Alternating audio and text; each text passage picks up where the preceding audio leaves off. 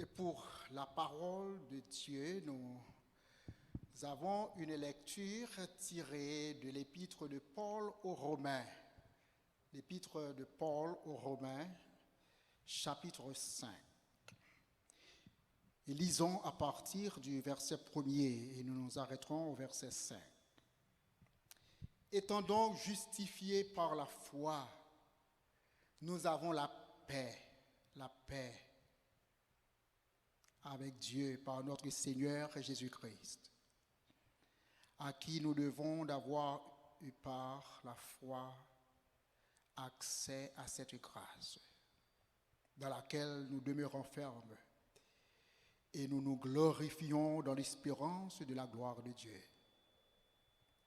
Bien plus, nous nous glorifions même des afflictions, sachant que l'affliction produit la persévérance, la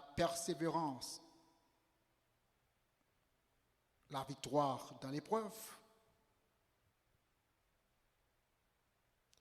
et cette victoire, l'espérance.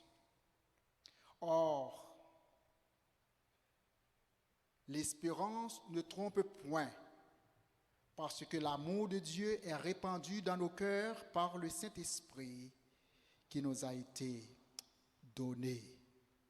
Parole du Seigneur. Romains chapitre 5, verset 1 jusqu'au verset 5.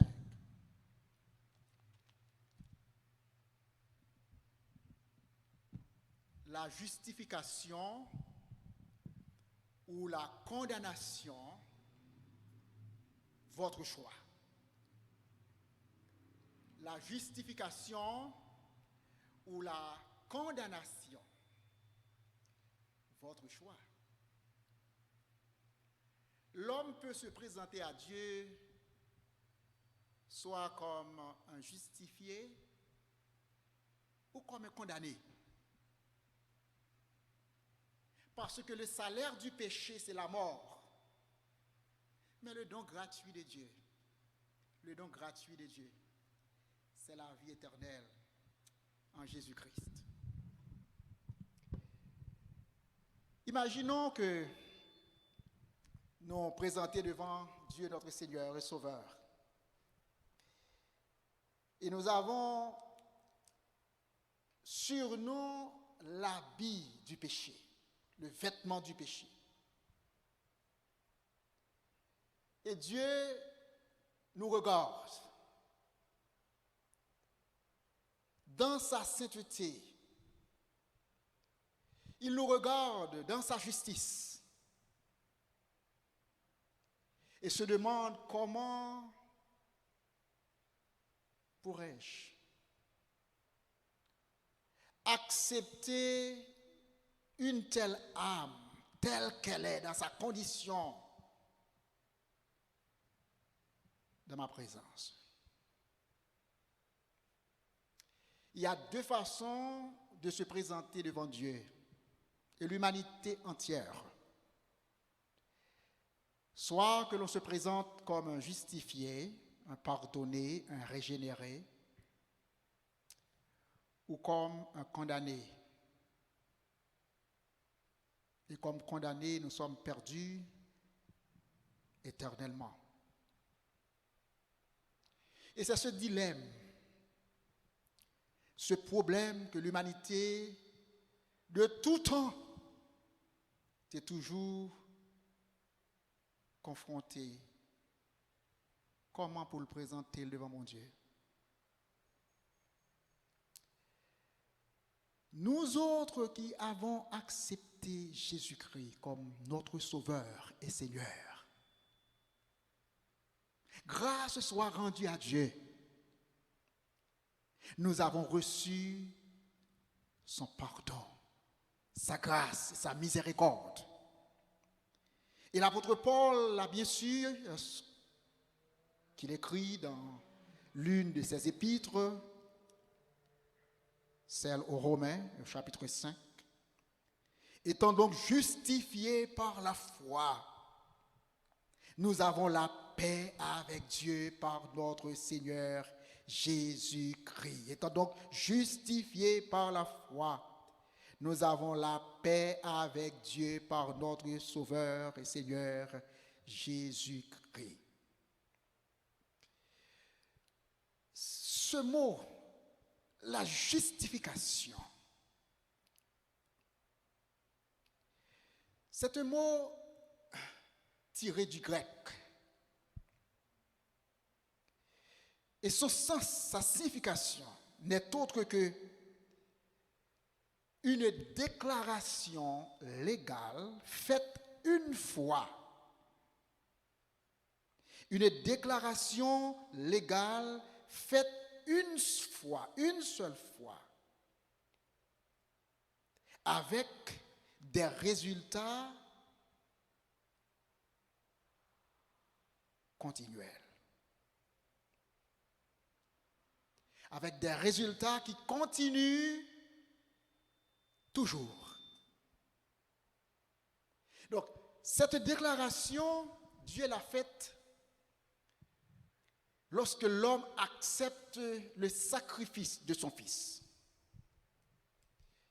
Dieu l'a faite en ma faveur, en votre faveur. Lorsque nous avons accepté le sacrifice que Jésus-Christ a consenti à ma place, à notre place, au calvaire. Nous toujours pécheurs. Il n'y a rien de bon en nous. Il n'y a rien de bon en nous. Nous sommes nés dans le péché. Notre mère nous a conçus dans le péché. Il n'y a rien de droit, rien de vérité, rien de propre, rien de juste en nous parce que nous sommes pécheurs. Et le salaire du péché, c'est la mort. Mais Dieu prouve son amour envers nous lorsque nous étions encore des pécheurs. Christ, je dis bien Christ, est mort pour nous. Donc nous sommes justifiés. Nous avons bénéficié de la grâce de Dieu. Mais il y a d'autres personnes qui se présentent à Dieu non pas comme des justifiés, mais comme déjà des condamnés. Parce qu'en refusant la grâce de Dieu, en refusant le pardon de Dieu, on est déjà condamné. Ce n'est pas Dieu qui nous condamne, mais c'est notre refus d'accepter son pardon. C'est notre orgueil, notre désobéissance qui nous condamne. Mais nous autres aujourd'hui, qui avons la foi en Dieu, oh, qu'il est agréable de dire, étant donc justifiés par la foi, nous avons la paix avec Dieu. Comme c'est dit en Romains chapitre 5, le verset 1er. Étant donc justifiés par la foi, nous avons la paix avec Dieu. La justification est faite une fois pour toutes. Ce n'est pas une chose que peut-être qui était faite hier et puis je dis à mon Dieu pour le faire encore, pour le faire encore, pour le faire pour nous, pour le faire. C'est fait une fois pour toutes. C'est fini. C'est résolu. Une fois pour toutes, Dieu nous justifie. Il nous déclare non coupables. Parce que Christ a payé notre dette. Il a payé le prix. Il l'a fait par son sang. Il l'a fait par son sacrifice. Car il s'est donné lui-même en rançon pour le pardon de nos péchés. Et au verset 2, nous lisons, nous avons eu par la foi accès à cette grâce dans laquelle nous demeurons fermes et nous nous glorifions dans l'espérance de la gloire de Dieu. Cette paix n'est pas ce sentiment que nous avons, ou bien cette sensation que nous avons intérieurement. Cette paix, c'est l'action de Dieu. Ce Dieu qui, lui-même, de tout temps, parce que nous étions péchés contre lui-même, qui était en guerre avec l'humanité, en guerre avec l'homme. Parce que sa sainteté ne pouvait pas tolérer le péché, sa sainteté ne pouvait pas tolérer l'injustice. Et depuis le péché d'Adam, et même depuis la chute de Lucifer, l'humanité et Dieu sont en guerre. Parce que quel rapport y a-t-il entre la lumière et les ténèbres? Quel rapport y a-t-il entre le jour et la nuit? Quel rapport y a-t-il entre le bien et le mal? Quel rapport y a-t-il entre Dieu et l'homme? Il y a ce fossé, il y a ce mur, cette séparation qui sépare l'homme de Dieu. Et ce mur de séparation oppose l'homme à Dieu en deux camps ennemis.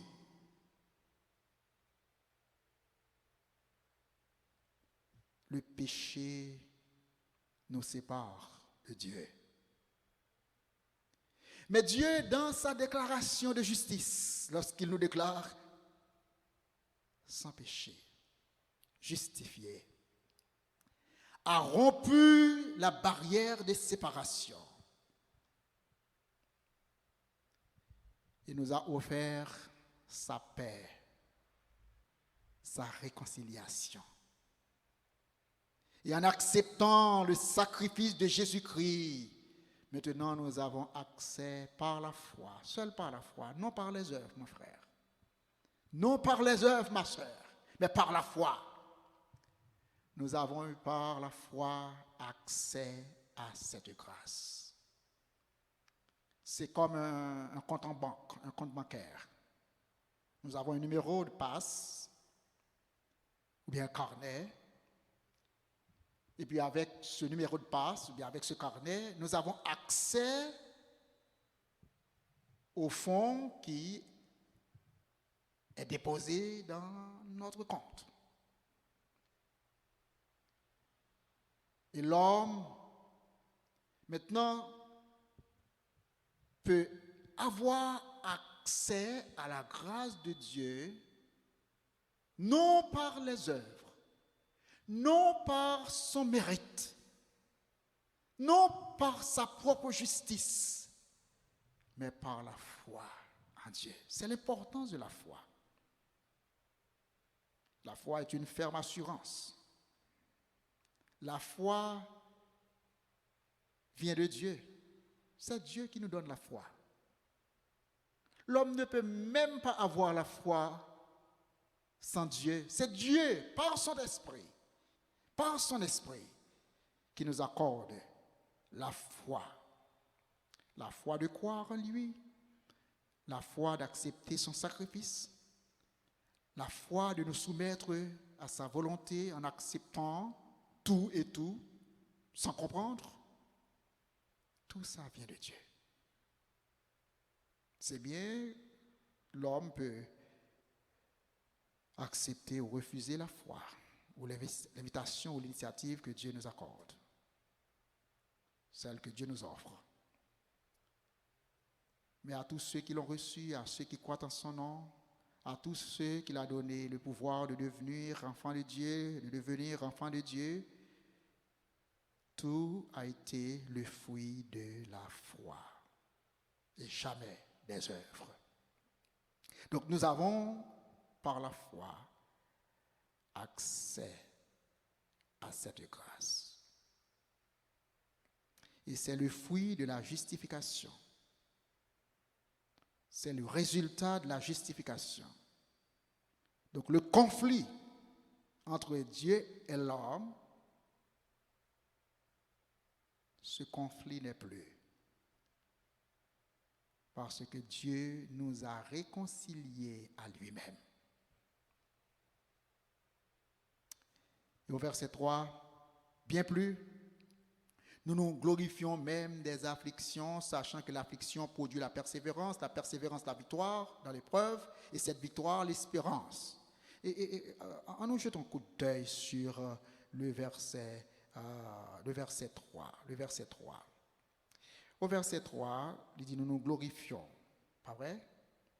Nous nous glorifions des afflictions. Il ne peut pas être des afflictions peut-être de maladie ou peut-être de douleur ou bien autre chose que nous sommes capables de rencontrer dans la vie de tous les jours. Non, mais il a parlé de ça que nous subissons à cause de la foi.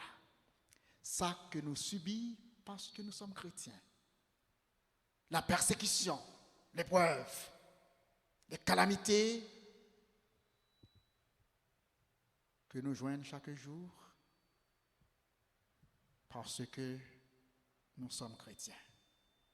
Si on a un pile pays, il y a un pile persécution, il y a un pile pays, il y a un chrétien qui a subi, il y a un chrétien qui mourut. Ce n'est pas seulement au 1er siècle que nous joignons la persécution religieuse. Bien sûr, nous connaissons que disciples, pour la plupart, en grande partie, même presque 99%, ils mourent morts martyrs. Persécution religieuse, à cause de leur foi. Mais jusqu'à aujourd'hui, quelque part dans le monde, il y a des chrétiens qui souffrent et qui meurent parce qu'ils sont chrétiens.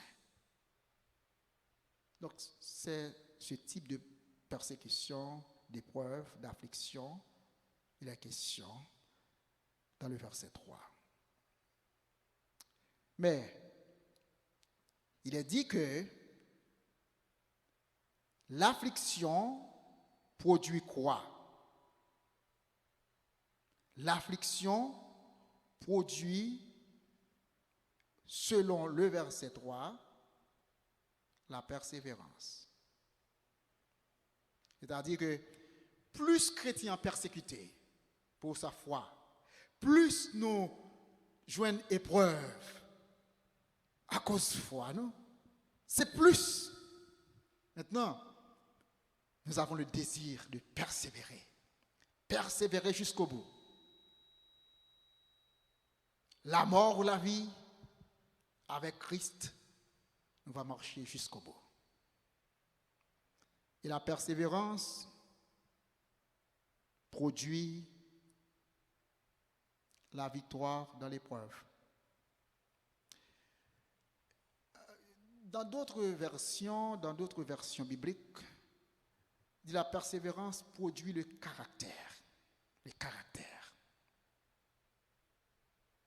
Et caractère, c'est quelque thème que, ou qu'on on fouille, on pesé et puis entre deux, après trois, on pesé et on pugé jus qui est là-dedans. Ou bien on prend une toile qui mouillée, ou bien une éponge qui remplit d'eau et puis on pressé et puis on a de l'eau qui est collée là-dedans. Donc l'épreuve, les difficultés, les persécutions religieuses, c'est comme yon pas qu'à peser chrétien, mais qui a formé caractère chrétien. Donc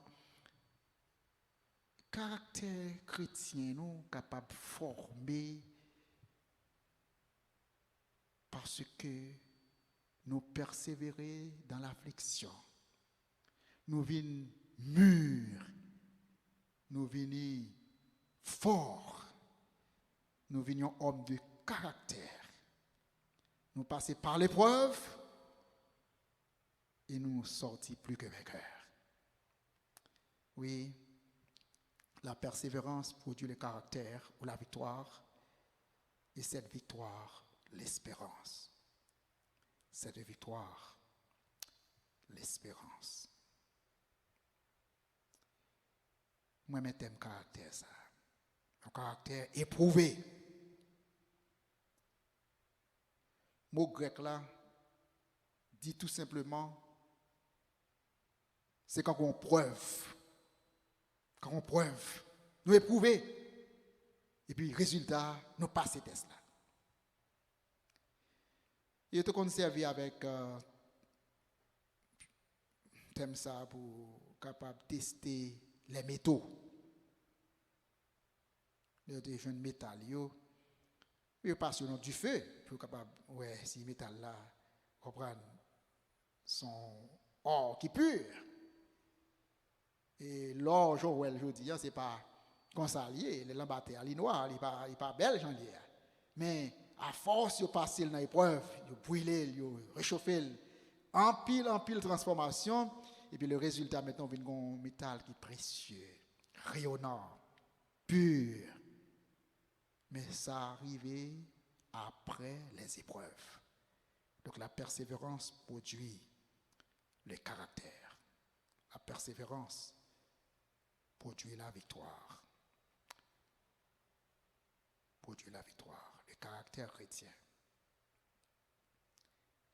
Et les chrétiens peuvent se glorifier dans les épreuves, les tribulations,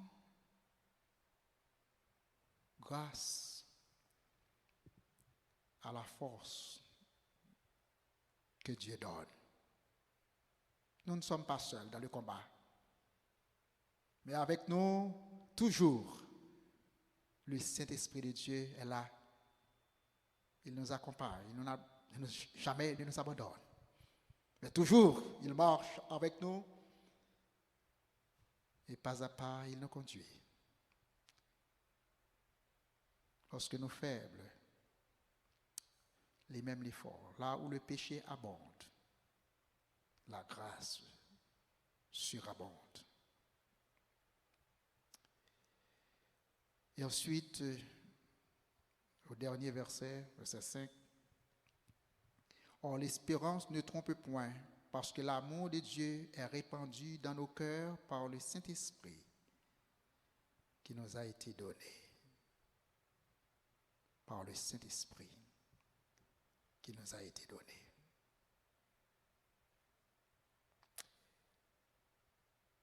Chers amis, la justification ou la condamnation, votre choix. Pour moi, il n'y a que la grâce, le pardon, la miséricorde de Dieu qui fait ça mieux aujourd'hui en ces lumières. En tout temps, l'homme a essayé. En tout temps, l'homme a toujours consenti des efforts pour se justifier. Mais toujours, il a échoué. Et nous l'avons tous fait. Nous avons tous commis cette erreur, pensant que nous pouvons tout par nous-mêmes, de par nous-mêmes, sans aide extérieure. Mais l'histoire nous a prouvé le contraire. L'homme ne peut en lui-même accéder au salut éternel sans la grâce de Dieu, sans le pardon de Dieu, sans la justification. Et même la régénération ou la sanctification, tout ça vient de la justification. Et aujourd'hui, je vous offre d'accepter le pardon de Dieu pour le pardon de vos péchés. Car Christ se donne. Pas que les Romains l'ont tué ou les Juifs ont comploté contre lui. Mais il s'est donné volontairement. Il a donné volontairement sa vie en sacrifice. Un choix délibéré. Un plan éternel Car même avant la chute, ce plan de rédemption, bon Dieu, t'es content de mettre en place. Parce que dans son omniscience, il savait que l'homme allait pécher.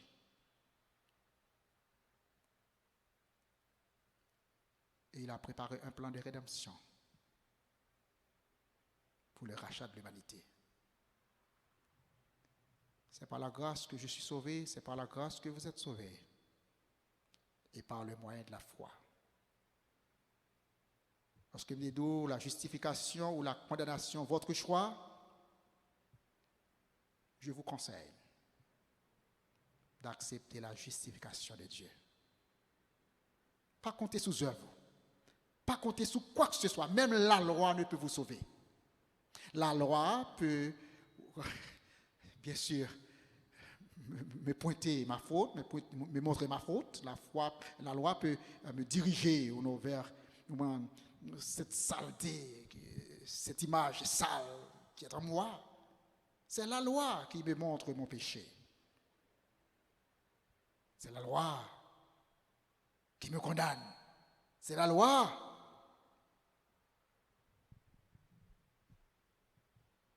qui me condamne. Parce qu'elle me montre mes imperfections. Il me montre mes iniquités. Et la loi est bonne. La loi est parfaite. Mais la loi, en elle-même, ne peut me sauver. C'est par la grâce que je suis sauvé.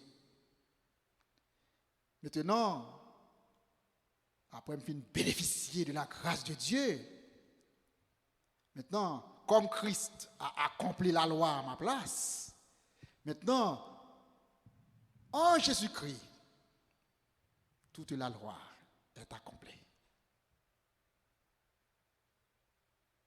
En Jésus-Christ, toute la loi est accomplie. C'est belle bagaille lorsque par la foi, je suis capable d'un héritage qui est si riche, un héritage si merveilleux.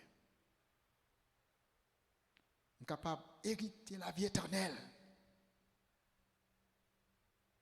avec un corps charnel, un corps mortel,